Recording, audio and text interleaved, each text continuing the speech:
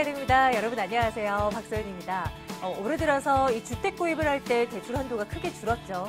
서민들을 비롯한 여러 계층 쪽에서 이 자금 상황이 가뜩이나 여의치 않은데 대출 규제까지 너무 크게 왔다면서 좀 각종 잡음들이 나왔는데요. 오늘 정부가 지난해 11월에 나왔었던 이 주거복지 로드맵의 후속 조치로 신혼부부들, 청년, 사회 이제 취업 준비생들 등등에서요 금융 지원을 하겠다는 발표 내용을 내놨습니다. 아무래도 관련 상품들이 출시되지 않을까 싶어요. 관심 있으신 분들 한번 참고하시는 거 어떨까 싶고요.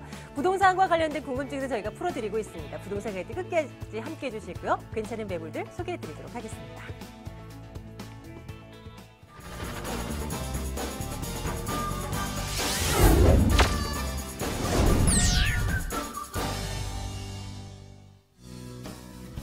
생생 부동산 클리닉입니다. 남들보다 멀리 보는 부동산 전략가와 함께할게요. EJ투자연구소 김남석 소장 함께합니다.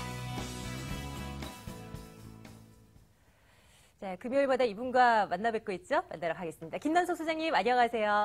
네, 안녕하십니까? 네, 어서 오십시오. 네. 자, 우리 시청자분들 궁금하신 사항들 전화 문자 주시면 되는데요. 전화번호 02-2077-6354번 열어두겠습니다. 02-577-7890번도 함께 열어놓을게요. 빨리 열어주시기 바랍니다. 자, 여러분들 연락 주시는 동안에 김남석 소장님과 함께 부동산 투자 관련된 공부 좀 하고 있을게요. 소장님, 어떤 부분 우리가 오늘 공부하면 되겠습니까? 네, 오늘은요, 우리 시청자님들 요새 이제 뉴스들 좀 핫 이슈가 나오면은 이 중에서 어떤 게 정말 우리가 좀 제대로 알아야 될 정보일까 많이 궁금하실 것 같아요. 그래서 이렇게 책을 읽어주는 남자, 이런 느낌으로 제가 오늘 좀 두 가지 이슈를 가지고 좀 재밌게 좀 풀어드리는 시간 갖도록 하겠습니다. 자, 주택 시장을 뒤흔는 두 개의 이슈. 오늘 첫 번째로는요, 단독주택 가격이 좀 올랐다는 거예요. 이게 무슨 의미일까를 좀 한번 생각을 해볼게요. 일단은 좀 단독주택 가격이 발표가 되는데, 일단은 지금 가격이, 양극화 현상이 좀 일어났어요. 좀 이런 현상이 일어났다는 걸 좀 이제 보시면 될 것 같고요. 특히나 이제 서울 이 부분을 보면 이럴 것 같아요. 서울 같은 경우는 전남에 14배 가까이 이렇게 올랐는데 그 이유를, 이 상황을요, 이렇게 보시면 될 것 같아요. 서울 주택이 실질적으로 부족합니다. 그렇기 때문에 서울 주택이 부족한 현실에 대해서 역설적인 결과라고 이제 보시면 될 것 같아요. 근데 우리 시청자님들 잘 아실 거예요. 근데, 우리가 세금을 매길 때는요, 공시지가라든지 이렇게 단독주택 이제 가격이 이렇게 공시가 되죠. 그래서 그 가격에 대해서 세금을 내는 거예요. 그러니까 시세는 실거래가는 훨씬 더 높죠. 그러니까 이 얘기는 뭐냐면 공시가격의 상승, 즉 종합부동산세의 부담이 이제 증가가 돼요. 우리가 이제 가구별로 봤을 때 1가구가 이제 6억 원까지 그리고 1가구 1주택 중에서 9억 원 초과되는 부분에 대해서는 더 세금을 더 내죠. 예. 그렇기 때문에 어떻게 되죠? 이제부터 갖고 계신 주택의 세부담이 더 증가가 되는 거예요. 예. 근데 과연 우리 시청자님들 이러실 거예요. 아니, 그래서 보유세를 강화해서 이게 무서워서 이 집을 판다? 옛날 속담 중에 이런 말이 있어요. 구더기가 무서워 장을 못 담그랴. 그쵸? 예. 세금 내는 거하고 나중에 또 매도를 했을 때 이게 황금이 됐을 때 이게 커버되는 게 훨씬 더 크죠. 그렇기 때문에 구더기가 무서워서 지금 장을 못 담그시는 분들은 없으실 것 같아요. 그래서 일단은 서울 같은 경우가 좀 더 양극화 현상이 일어나고 있고, 그 다음에 보유세에 대한 부분에 대해서 언론에서 많이 얘기 나오고 있는데 제가 시청자님한테 물어볼게요. 그래서 발표가 정확히 난 게 있나요? 예. 그렇거든요. 그래서 이게 우리가 이제 투자 심리를 더욱더 위축시키는 이제 그러한 언론 플레이라고 좀 더 보시면 될 것 같으세요. 자, 그리고 다음 장, 가서 이제 좀, 말씀을 드릴 건데요. 두 번째는 이번 주에 가장 이슈였죠. 예. 그래서 이제 그래서 정부에서 지금 시뮬레이션을 해봤는데, 부담금이 4억, 그리고 8억인데도 있다고 해가지고, 지금 이렇게 발표를 해버렸어요. 자, 일단은 우리가 좀 이제 봤을 때요. 지금 현재, 강남 4구 15개 시뮬레이션을 했던 결과하고 강남 외 5개 해서요. 서울 평균 3억 6,600만 원이 초과이익 환수가 유예가 이제 종료되면서 더 내야 되는 부당 세금으로 이제 얘기가 되고 있어요. 자, 그래서 다음 장을 좀 한번 보도록 할게요. 지금 현재 우리가 지금 보시면 이렇게 될 것 같아요. 재건축 초과 이익 제도가 언제 나왔냐면요. 노무현 정부 때 나왔어요. 그래서 2012년까지가 좀 유지가 이제 됐던 이제 정책인데요. 한마디로 이제 이렇게 되죠. 재건축 초과 이익에 대해서 부과율을 해서 좀 더 세금을 더 가져가겠다 얘기인 거예요. 그래서 투자 목적에 특히 양도세 부분에 대해서 크게 좀 더 가져가지만 그거 외에 별도로 이제 초과 이익에 대해서 또 가져간다는 거예요. 느낌이 참 이상해요. 세금을 좀 더 중복된 느낌이 조금 있다라고 이제 보시면 될 것 같고요. 다음 장에서 제가 이제 이렇게 좀 말씀을 정리를 해볼게요. 지금 이 대책이 발표가 난 이유는요. 이래요. 파리 부동산 대책 후에요. 강남 집값이 계속 상승을 하고 있어요. 그래서 지난주에도 제가 이제 말씀드린 게 지금 수요와 공급을 놓고 봤을 때 지금 많이 공급이 많이 부족한 상황이다라고 말씀드렸죠. 실수요자가 있기 때문에 가격이 오르는 거예요. 근데 그걸 무시를 하고 정책을 쏟아내니까 실수요자들 같은 경우는 어쩔 수 없이 거기 또 살아야 되는 부분이 있기 때문에 집값이 계속 올랐죠. 그러니까 정부가 재건축 부담금을 지금 미리 공개를 해서요. 충격을 주는 거야. 충격요법. 실질적으로 요거 발표되고 나서 국토부에 문의 전화가 무지하게 이제 가서 이제 불통이 됐죠. 대체 어떠한 근거로 계산을 했느냐부터 해서 그 8억 원 부과되는 단지는 어디냐 뭐 이런 문의를 상당히 많이 받았다고 해요. 자, 시장에서 반응은요 지금 이래요. 조합원의 형평성에 좀 문제가 있다. 그리고 두 번째는 미실현 이익 과세에 대해서 지금 또 세금을 내리기 때문에 좀 그러니까 위헌의 논란이 좀 있어요. 그래서 앞으로 이 영역으로는 어떻게 될까요? 재건축을 하려고 하는 시행사라든지 아니면 조합원들이 지금 타이밍에 하려고 하겠어요? 그러니까 어떻게 돼요? 재건축이 추진이 되다가 또 중단이 되겠죠. 그렇게 되면 안 그래도 공급량이 부족해서 집값이 올랐는데 어떻게 되죠? 이게 계속 악순환이 반복이 되는 거예요. 자, 논란. 지금 현재 그 논란이 되고 있는 거가 이제 크게 네 가지가 있는데요. 1주택 실거주자들 같은 경우 실거주해야 되는 사람들도 이 미실현 이익에 대해서 과세를 하니까 형평성 문제가 생겨버려요. 또 개인 시세 차익이 다 달라도요. 그 단지는 지금 동일하게 좀 부담이 되니까 이게 나는 일찍 사고 늦게 사고 해서 이제 가격이 다를 거잖아요. 그런데 동일한 부담금을 낸다는 게 좀 형평성에 또 문제가 있어요. 그리고 재건축, 재개발 단지의 아파트에만 지금 적용이 되니까 상가 쪽 같은 경우는 적용 안 되고 있죠. 그러니까 또 약간 형평성에 좀 문제가 또 있는 거예요. 또 반면에 양도소득세, 그러니까 우리가 나중에 실현을 팔아서 이익을 났을 때 보통 세금을 내는 거잖아요. 근데 양도소득세하고 약간은 이중되는 과세의 느낌이 있는 거예요. 그래서 이런 것들이 조금 더 있어요. 그래서 앞으로 제가 지금 이 두 가지 이슈를 놓고 특히 이 이슈를 놓고 좀 이렇게 좀 정리를 해봤어요. 투기 수요하고 이제 실수요, 그 다음에 재건축에 집중된 이제 처방이라는 거예요. 근데 앞으로는 이게 근본적인 해결이 되지는 않아요. 예, 말 그대로 충격요법이에요. 그래서 아마 충격은 좀 크게 가실 것 같아요. 근데 지금 이렇게 시청하시는 우리 시청자님들, 좀 이렇게 보시면 될 것 같아요. 풍선 양극화 현상이 조금 일어날 걸로 보여져요. 그럼 어느 쪽으로 갈까요? 자, 지금 아파트에만 지금 좀 더 이렇게 제어되는 거예요. 그렇죠? 정책이 지금 뭘 하는 거죠? 아파트를 막 죽이는 거예요. 심리를. 왜 그렇죠? 우리나라 국민 중에 5명 중에 1명이요. 다 아파트에 살고 있어요. 땅덩어리가 좁으니까 어떻게 해요? 위로 올라가잖아요. 그러다 보니까 또 공동주택으로서 이제 좀 더, 이렇게 편의성이 있고. 대신 그만큼 뭐예요? 땅값 이렇게, 더 많이 높게 주고 사신 거잖아요. 그러니까 그래요. 너무 이제 아파트평에만 이제 걸려 있다 보니까 이것만 이제 생각을 하시는데 지금 이걸 누르고 있어요. 그러면은 이게 누르고 있기 때문에 정책이 이제 우리가 부동산 투자할 때는 어떻게 하셔야죠? 수요층이 풍부한 거를 투자를 하셔야 돼요. 그러면 투자 수요가 또 딴 데로 몰려갈 거잖아요. 지금은 이렇게 볼게요. 아파트가 소고기라고 하면은 좀 그 주변에 이제 재건축하게 되면 어떻게 되죠? 당분간 이게 다 들었을 때까지 2주에서 또 살아야 돼요. 그렇기 때문에 전세 대란이 날 거예요. 그리고 저가주택들이 다 때려 부셔져서 고가주택이 되죠. 그럼 나중에 이게 고가주택이 되면 그 주변에 부동산의 인접성 때문에 그 주변에 붙어있는 저가주택이 어떻게 되죠? 가치가 자꾸 상승을 하는 거예요. 그래서 풍선 효과로 상가나 아니면은 주변에 이주 수요가 발생되는 곳에 좀 더 저가주택, 소형주택으로 접근하시는 게 좀 더 괜찮지 않을까 이렇게 정리하도록 하겠습니다. 아무리 각종 대책, 각종 규제책들이 나와도 그 안에서 수익을 낼 수 있을 만한 물건은 분명히 있을 거예요. 그런 것들 찾아내는 작업 저희와 함께 해보시는 거 어떨까 싶고요. 세미나 열려 있습니다. 궁금한 사항들 언제든지 물어보러 오세요. 일정 그리고 장소 체크해드리겠습니다.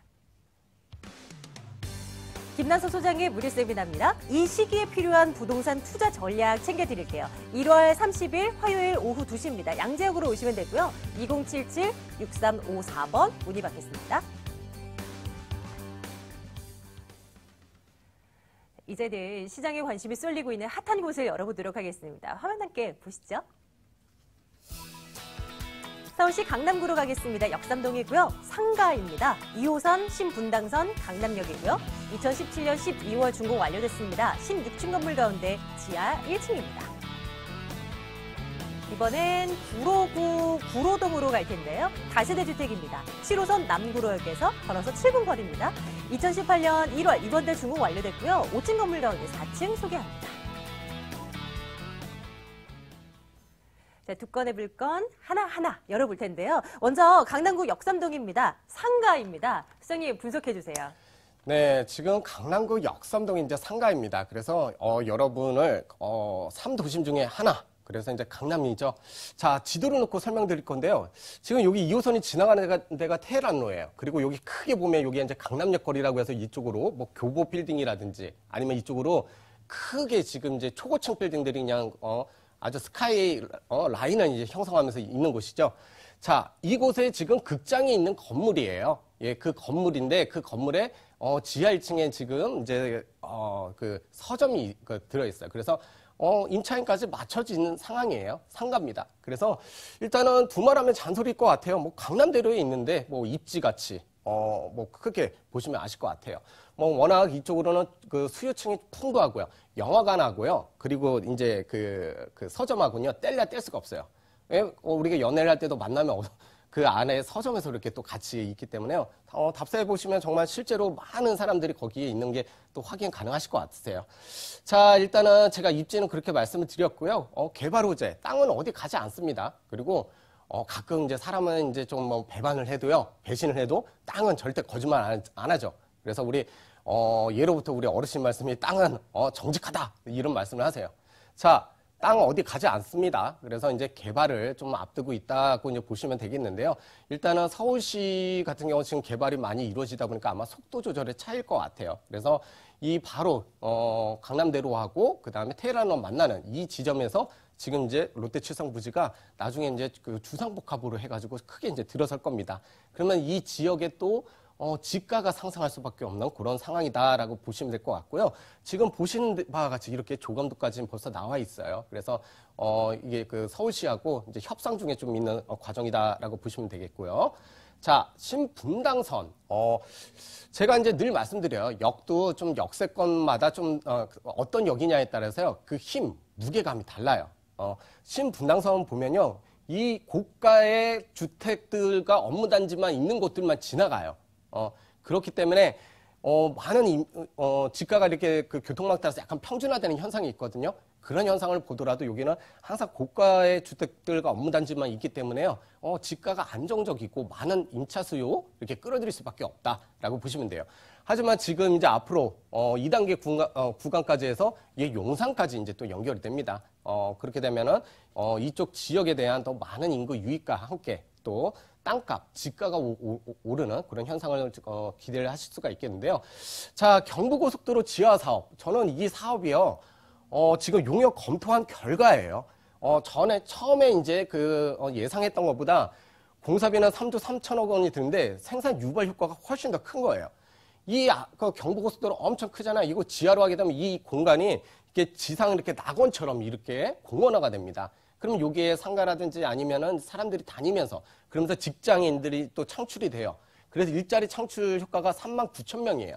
그래서 지금 현 정부, 그 다음에 서울시하고 현 정부의 정책에 일자리 창출하고 맞거든요. 그렇기 때문에 요거는 제가 봐서는 특히 또 구청장이 또 여기에 강력한 의지가 있기 때문에요. 요거는 이제 진행이 무난하게 이제 될 걸로 이제 보여집니다. 그래서 이렇게 되면은 이 지역의 집가 상승 상당히 높을 수밖에 없겠고요. 자, 보도록 하겠습니다. 본 건물입니다. 뭐 극장이 있고 뭐 많은 상가들이 이렇게 쭉 있습니다. 그래서 극장이 있고 서점이 있기 때문에 여기에 상가를 이렇게 활성화를 이제 시키는데 큰 기여를 하고 있고요.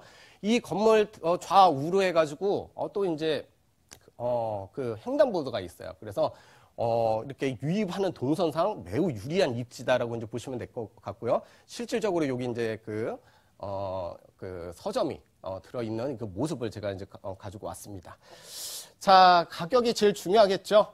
매매가는 5억 4천만 원이에요. 그리고 보증금 5천에 170만 원 이제 예상하시면 되겠고요.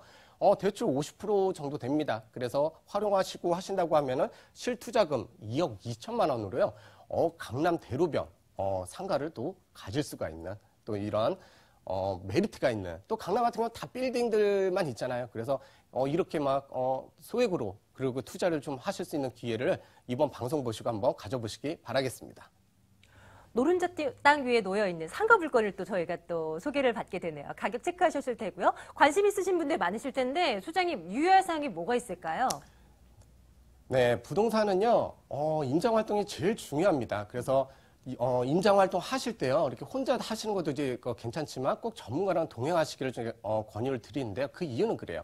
내가 가서 모르는 상황에 낯선 데 가서 이렇게 보시는 거 하고요. 전문가랑 동행하셔서 이 지역의 시세라든지 입지라든지 아니면 동선 분석이라든지 해서 답사는 그 시간에 어떻게 돼야 되죠?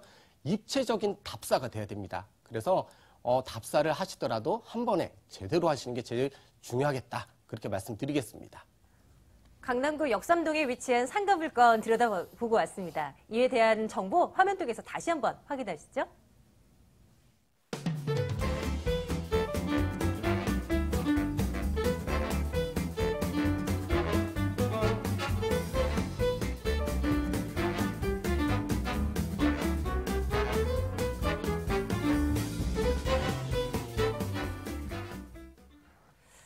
부동산 가이드 함께하고 계십니다. 궁금한 사항들 생기시면 바로바로 전화 문자 주시면 됩니다. 2077-6354번, 577-7890번 기억해 주세요.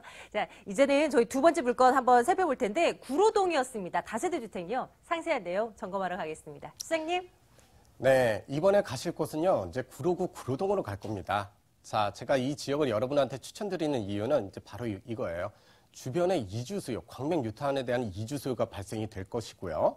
그리고 무엇보다도 동서남북 어딜 가더라도 상대적으로 지금이 제일 저평가된 곳이에요. 그렇기 때문에 지금 월세 쪽 대출을 막기 때문에요. 또 전세 쪽으로 이제 갈 수밖에 없는 상황이기 때문에 전세 정부에서 전세 자금 대출 건들지는 않겠죠. 예. 그렇기 때문에 이쪽으로 제가 여러분들을 모시고 한번 같이 가도록 하겠습니다. 자, 입지 자체를 보시면요. 지금 이렇게 보시면 될 것 같아요.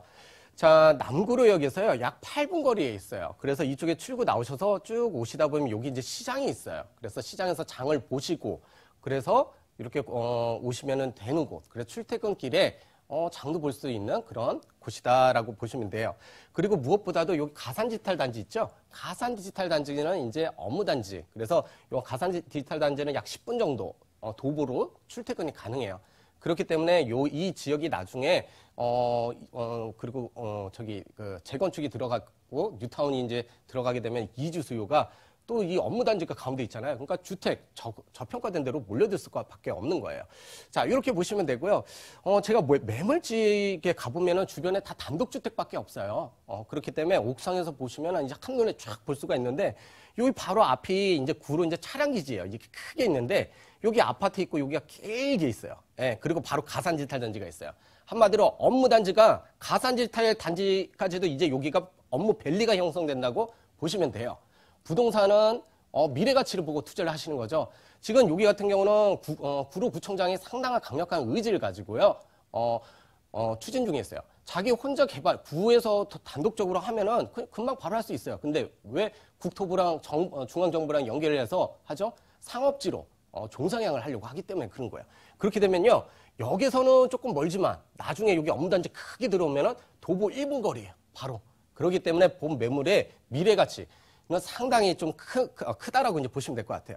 그리고 여기 그 학교도 이렇게 쭉 많죠? 어떤 의미를 하는 거죠? 학군 수요가 있기 때문에 고정적으로 여기 살아야 되는 수요들이 있다라고 이제 보시면 될 것 같아요. 자, 주변에 이제 편의시설도 있어요. 자, 지금 고대 구로병원하고 뭐 길 건너서 이제 뭐 예수병원 있고 해서 무슨 응급 상황 생기더라도 도보 이제 2분만으로 이제 갈 수 있는 곳이다라고 보시면 되겠고, 구로구청이라든지 이렇게 좀 뭐 쇼핑이라든지 할 수 있는 편의시설들이 다 있기 때문에요. 선호하는 지역의 입지다라고 보시면 될 것 같아요. 자, 그리고 지금 종합 선물 세트처럼 이렇게 다양히 있어요. 제가 이제 가장 큰 거 지벨리 스퀘어 같은 경우는 임차 수요가 이렇게 많이 있다는 거, 연계해서 더욱 발전할 거라는 거. 그 다음에 구로 차량기지. 예. 목동 생각하시면 돼요. 목동 양천구청역 있고 거기 차량기지 위에 지금 거기 아파트 들어갔죠. 그런 식으로 여기도 이제 이전을 하고 개발이 된다는 거예요. 예, 그렇게 보시면 될 것 같고요. 자, 2020년도 되면요, 이런 일이 생겨요. 서부 간선도로가 지하가 되면서 반포